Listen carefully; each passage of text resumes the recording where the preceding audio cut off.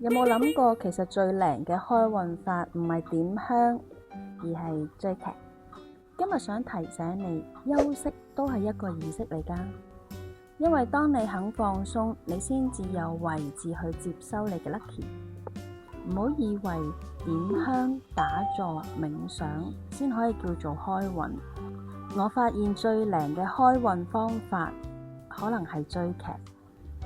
因為當追劇嘅時候，你冇再碌住你嗰種煩惱焦慮，反而你會覺得放鬆。喺嗰個時候，你嘅能量場同磁場其實先至開始 run 得順班。所以你下次覺得人生好卡，感覺好焦慮、好亂嘅時候，未必需要上山點香，反而俾自己輕鬆一下，追套劇 relax 一下，其實成個能量都可以 reset 㗎喇。喺下面留言話我知你嘅療癒劇係邊一套啊，我會 DM 你開運放鬆小貼士。